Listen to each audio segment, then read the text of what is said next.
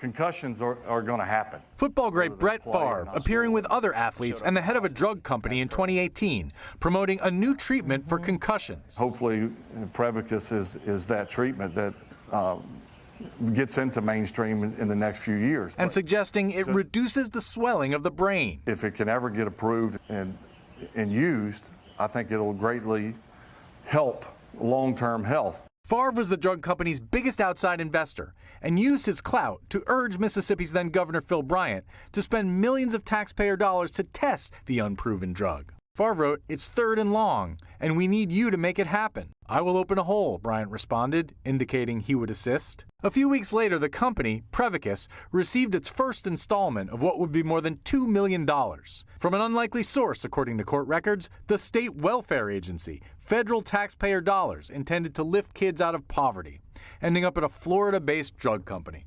Mississippi State Auditor Shad White tracked the funds. Even if the concussion treatment had been a viable, real treatment for concussions, you still can't spend welfare money intended to benefit the poor on a company like this. 4 years later, the millions in taxpayer dollars are gone.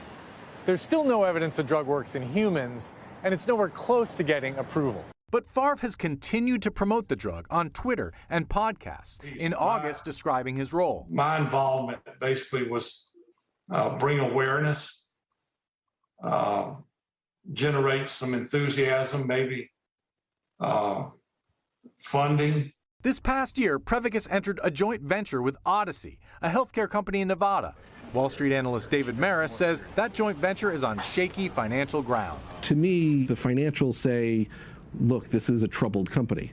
On top of that, they have less than a year's worth of cash. So if you don't have enough cash to pay your bills for this year, how are you going to get a drug to the market?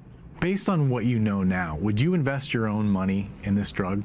No. In fact, you're better off buying a lottery ticket. The state of Mississippi is now suing Prevacus and its CEO as part of a broader civil action against Favre and others to recover misused welfare funds.